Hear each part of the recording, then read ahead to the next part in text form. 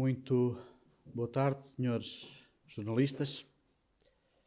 Conforme o relatório epidemiológico emitido há pouco, registam-se 9.034 casos confirmados de Covid-19 em Portugal, o que representa mais 783 casos que no dia de ontem, cerca de 9,5%. Por outro lado, verificam-se 1.042 casos em internamento, dos quais 240 em cuidados intensivos. Registam-se 209 óbitos, que lamentamos e expressamos sentidas condolências às respectivas famílias. E, finalmente, verificam-se 68 casos de recuperação. Dizer também que a taxa de letalidade global é de 2,3% e a taxa de letalidade acima dos 70 anos, 9,2%. Dizer ainda que em domicílio estão 85,4% dos doentes, 7.715 doentes. Numa altura em que se renova o estado de emergência no país, importa manter a malha apertada ao novo coronavírus, quer através da contenção social, crucial nos próximos dias, quer robustecendo os mecanismos de resposta do sistema de saúde, capacitando para as novas fases da epidemia. Sobre a testagem, estamos a articular a disponibilidade de meios de forma a que exista um equilíbrio entre locais com carências e locais com maior disponibilidade e, por isso, hoje mesmo, serão redistribuídas 6.000 zaragatoas. Estão ainda encomendadas 400.000 zaragatoas, das quais 80.000 chegam amanhã, e as restantes com entregas previstas nas próximas semanas e que farão face aos constrangimentos que resultam da elevada procura numa situação adversa e com as limitações que todos conhecemos. Para além disso, na próxima semana chegam mais 200.000 testes a Portugal. Todos os dias, os serviços partilhados do Ministério da Saúde estão a trabalhar para que sejam repostos os kits de testagem e material de proteção individual. Estamos também a reforçar a nossa capacidade de ventilação, pois, como sabemos, as situações mais graves de Covid-19 levam a cuidados intensivos e muitos destes doentes internados nos nossos hospitais precisam de ventiladores na sua luta pela vida. Entre ofertas, compras e empréstimos, estaremos em condições de duplicar a nossa capacidade de ventilação. Foram oferecidos 400 ventiladores invasivos por diversas entidades, a quem agradecemos uma vez mais, muitos dos quais já chegaram aos hospitais, outros com previsões de entrega muito em breve. Recebemos 140 ventiladores não invasivos cedidos a título de empréstimo, a maioria também já entregue por todo o país. Para além disso, foram adquiridos cerca de 900 pela Administração Central do Sistema de Saúde, alguns dos quais também já em Portugal. 144 chegarão este fim de semana ao nosso país. Mas, para falar das questões relacionadas com a ventilação dos doentes, temos hoje o Sr. Presidente da Sociedade Portuguesa de Cuidados Intensivos, Dr. João Gouveia, que coordena também a Task Force na Direção-Geral de Saúde, na área dos cuidados intensivos, para planeamento e operacionalização destes recursos, e a quem passo desde já a palavra. Muito obrigado, Sr. Dr. João Gouveia. Muito obrigado, Sr. Secretário de Estado. Bom dia a todos. Cabe-me, portanto, falar do aumento da capacidade da medicina intensiva face à pandemia de Covid-19. Como sabemos e como já foi dito, os doentes mais graves necessitam da medicina intensiva e é necessário que a medicina intensiva consiga aumentar a sua capacidade. E até agora houve já um crescer significativo da capacidade instalada da medicina intensiva em Portugal, fruto do trabalho de todos os profissionais de medicina intensiva, de profissionais que também estão neste momento a trabalhar com a medicina intensiva e dos diferentes profissionais dos hospitais que permitiram condições para a expansão dos serviços de medicina intensiva. Além do pessoal, é óbvio que é também necessário material. E esse material está-se a conseguir de várias maneiras, quer através da recuperação de material que estava a necessitar de alguns arranjos que estão a ser feitos, quer da aquisição de novos materiais. Aquisições já algumas feitas antes da pandemia Covid-19 e muitas feitas agora com o esforço da ACSS, da SPMS, do Ministério da Saúde para fazer frente à pandemia Covid-19. Ventiladores esses que vão começar a chegar rapidamente, 144 já neste fim de semana. Depois, durante a semana, esperamos ainda mais chegada de ventiladores que vão ser distribuídos pelos diferentes hospitais de acordo com critérios pré-estabelecidos. Critérios pré-estabelecidos esses que têm a ver com a sua efetividade, portanto, eles serem necessários para abrir novas camas e poder garantir assim o tratamento aos doentes, a urgência que é desses ventiladores, ou seja, o grau de sobrecarga que já existe nas unidades de medicina, nos serviços de medicina intensiva que pedem os ventiladores e de acordo com critérios de segurança para que os nossos doentes sejam tratados o melhor possível. Muito bem. Abrimos agora a perguntas CMTV. Boa tarde, Sr. Secretário de Estado. Gostava que me traçasse em pormenor a realidade sobre os testes em Portugal, nomeadamente se há doentes que têm alta e não é realizado o teste, se há uma política generalizada de testar todos os utentes nos lares, mesmo em relação aos privados, as pessoas esperam 4 a 5 dias para terem que concretizar o teste e se estudam propostas de empresários portugueses para que sejam adquiridos outros testes a um preço mais barato. Eu vou-lhe dar uma resposta sobre a realidade factual em termos de quantificação de testes e depois passarei a segunda parte da questão à senhora Diretora-Geral. E de uma forma muito pragmática e objetiva, posso-lhe dizer que na próxima sexta-feira à noite, por conseguinte amanhã, chegarão 80.000 zaragatoas e que estão encomendadas mais 400.000 zaragatoas, que vão chegando, obviamente, faseadamente estas 400.000 zaragatoas. Também lhe posso ainda acrescentar um pouco mais para além dos testes, para fornecer uma informação também rigorosa, que chegarão 400.000 máscaras FFP2, 3 milhões de máscaras cirúrgicas e 400.000 testes, para me referir concretamente à questão que me colocou. Dizer-lhe ainda que ontem à noite chegaram cerca de 2,8 milhões de máscaras cirúrgicas e 116.000 FFP2. Podia estar a dissecar estes diferentes material, mas penso que isso seria exaustivo e não valeria a pena. Posso-lhe também dizer que, neste momento, foram efetuados, desde o dia 1/3, cerca de 75.000 testes acumulados, o que corresponde, por exemplo, ao dia 31, cerca de 6.355 testes, um pouco ao encontro daquilo que temos falado entre os 5 e os 6.000 testes, ou capacidade de testagem diária. Tem sido esta a nossa capacidade de testar, tem sido este os números de testes que têm chegado a Portugal e que com certeza estão a ser reforçados e serão distribuídos muito em breve e faseadamente. Muito bem. RTP. Sra. Felgueiras, Sra. Diretora-Geral de Saúde ainda vai... Vou responder à última parte, ou a uma das partes da pergunta, que tem a ver com os critérios para os testes. Portanto, há de facto critérios e esses são bem claros. Quem tem a principal indicação para ser testado são os doentes suspeitos, obviamente, e depois, na segunda linha, os contactos próximos desses doentes, especialmente se estiverem, por exemplo, em lares. Obviamente que essas são as pessoas prioritárias para testar, para podermos fazer o isolamento daqueles que são positivos e outras medidas para os seus contactos. Portanto, esse é o critério.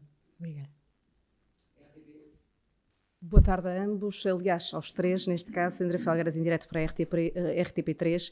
Gostava de perguntar, atendendo ao facto do Sr. Primeiro-Ministro ter dito hoje no Parlamento que a renovação do estado de emergência já está definido, irá prolongar-se até 17 de abril, quando é que está definida a data de hoje, o pico da pandemia para as autoridades de saúde, para ver se esta pode ou não coincidir com a reabertura do ano escolar? Entretanto, em relação aos diversíssimos artigos de material comprados pelo Estado português, se têm sentido e o que é que têm feito em relação aos preços especulativos que têm sido praticados nos últimos tempos, e se o material comprado, nomeadamente as aragatoas e as máscaras, e aproveito para dirigir também esta pergunta ao Dr. João Gouveia, as máscaras para os médicos intensivistas, se são adequadas às vossas necessidades ou se não tem sentido, de norte a sul do país, críticas de que este material que está a ser comprado pelo Estado português não é adequado nem eficaz.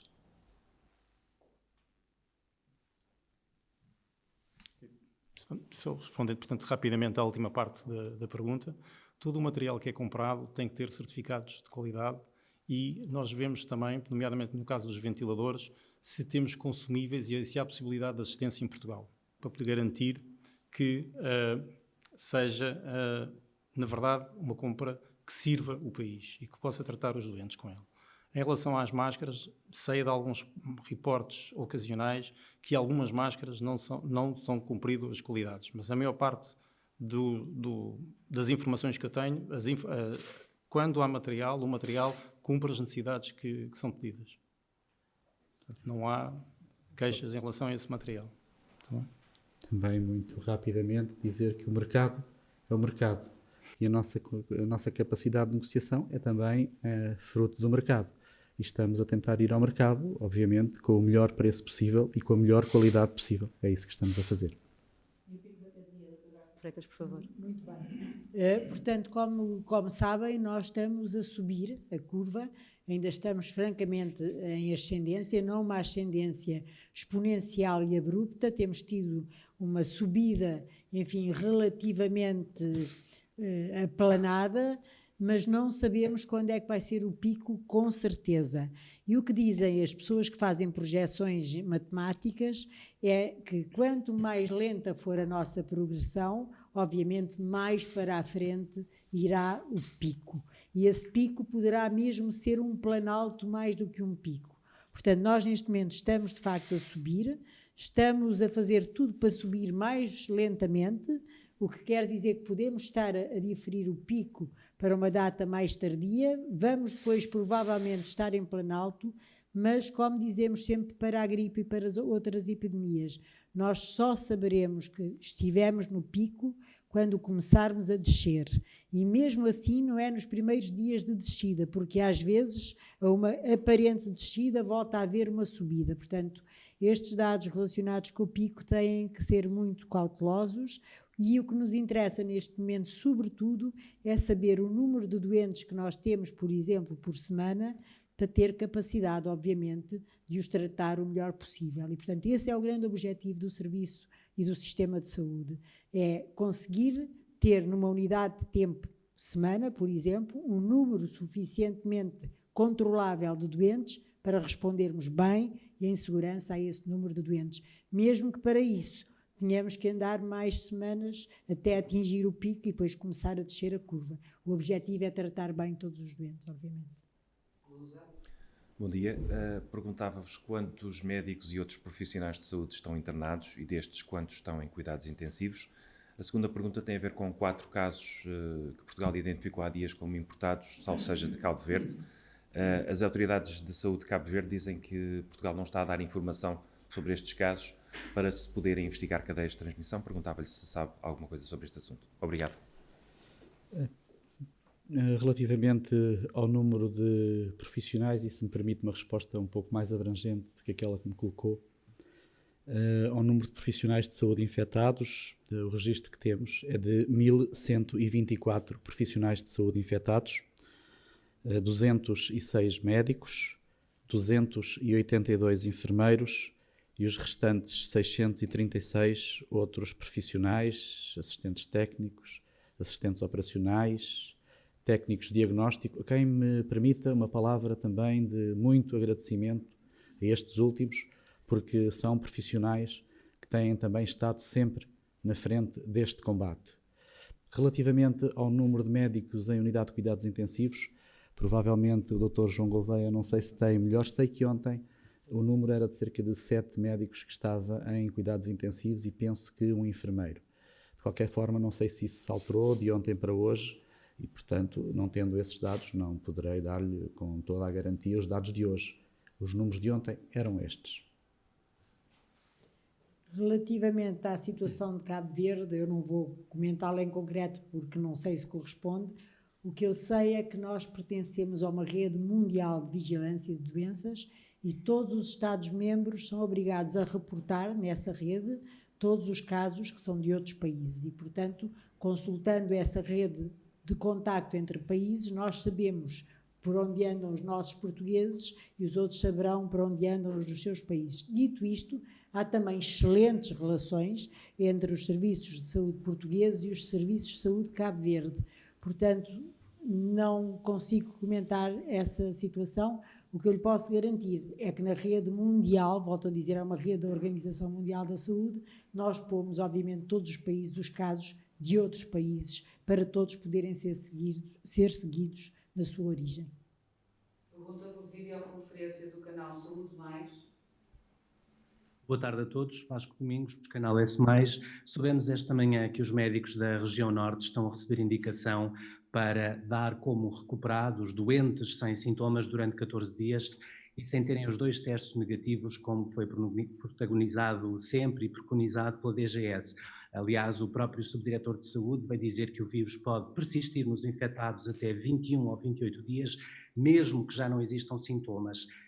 Pergunto, estamos a potenciar mais contágios e infecções por falta dos testes ou a DGS considera que já não são necessários os 2 testes negativos? Muito obrigado. Obrigada. Não, nós continuamos, obviamente, a considerar que o padrão melhor de boas práticas é ter 2 testes negativos. Esse será a certeza de que, de facto, aquela pessoa já está negativa e, portanto, à partida poderá não estar a contagiar outras. Mas estou certa, absolutamente certa, que os colegas da região norte que indicaram a estes doentes que fossem para o seu domicílio e os deram como recuperados, que o fizeram com base em critérios clínicos e terão tido o cuidado de recomendar que, por precaução, estas pessoas continuassem a manter-se em isolamento. Portanto, o ideal, de facto, é fazer os 2 testes. Na ausência dos 2 testes, é avaliar a condição clínica destas pessoas, nomeadamente se estão assintomáticos, e, certamente, recomendar que, durante um período além deste, ainda se continuem a manter em distanciamento social e em isolamento por medida de precaução. Portanto, os 2 testes, volto a dizer, é o padrão recomendado. No entanto, clinicamente, perante um doente assintomático e com a garantia que aquele doente vai continuar a ficar em distanciamento social ou em isolamento, se quiserem, os médicos terão tomado essa decisão. E, portanto, mas o padrão continua a ser os 2 testes. Última pergunta por videoconferência TSF. Bom dia, Dora Pires, TSF. Nós gostaríamos de perceber porque é que, em vez desta contagem diária, quase gota a gota das encomendas do que chega e do que não chega, uma vez que estamos em estado de emergência renovado, uma vez que tem havido múltiplas ofertas, por exemplo, da indústria portuguesa, porque é que não há uma concertação e uma requisição ou uma contratação da indústria para produzir aquilo que faz falta e que poderíamos produzir? Por outro lado, a questão em relação aos privados, se estamos a utilizar toda a capacidade. Só para dar um exemplo, os hospitais privados têm 5 exclusivamente dedicados a Covid-19, mas só estão a receber os seus próprios doentes com seguros. Ainda só para concluir, uma questão hoje lançada pela TSF é a dificuldade dos utentes sem médico de família para pedirem baixa em situação de doença.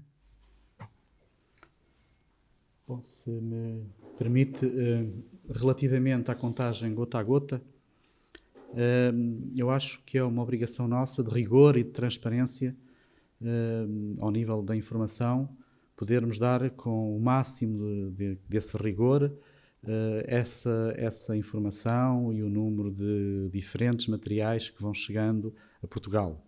Os portugueses têm que ter essa informação. Relativamente à capacidade de produção nacional, deixe-me dizer-lhe que tem sido muito promovida e muito incentivada, e aproveito para agradecer a muitas indústrias portuguesas que reconverteram, nomeadamente, algum daquilo que era o core, o seu próprio core, para estarem agora disponíveis para materializarem novos materiais, e nós estamos, com certeza, primeiro a certificar e a avaliar a qualidade e depois a adquirir. E, portanto, um agradecimento também a toda a indústria portuguesa que está a efetuar este esforço. Relativamente à capacidade dos privados, o que estamos a fazer é a gerir de uma forma escalonada ou escalada, por assim dizer, essa capacidade. Primeiro estamos também a aproveitar a capacidade pública que temos do Serviço Nacional de Saúde, que se encontra felizmente robusto e que tem condições para responder até agora a uma grande quantidade de necessidades, mas claro, estamos também já a aproveitar muita da capacidade dos privados e de uma forma faseada, com certeza vamos aproveitar ainda mais, e uma vez mais também agradeço a todos os privados que se disponibilizaram. A última parte da questão dos utentes sem médico de família que estão com mais dificuldades em obter as baixas. Nós, as indicações que demos até agora é para que utentes sem médicos de família, obviamente, tivessem cobertura pelos médicos de família. Portanto, não sei se é uma situação pontual, porque a indicação que foi dada é que um utente não poderia ficar desprotegido por não ter médico de família. Portanto, isso poderá variar de centro de saúde para centro de saúde, não tenho esse reporte, não sei dizer. A indicação dada é que quem não tem médico de família ficará com um médico de família atribuído a estas situações. Se me permite ainda, talvez para complementar esta resposta, dizer que neste momento, embora do ponto de vista formal possa existir alguma situação pontual, como a senhora Diretora-Geral disse, não haverá ninguém sem médico de família, garantidamente, porque mesmo faixas mais vulneráveis da população, como por exemplo migrantes ou refugiados, vão ficar abrangidos por esta situação e todos eles terão com certeza direito à sua assistência e ao seu médico de família. Muito obrigado.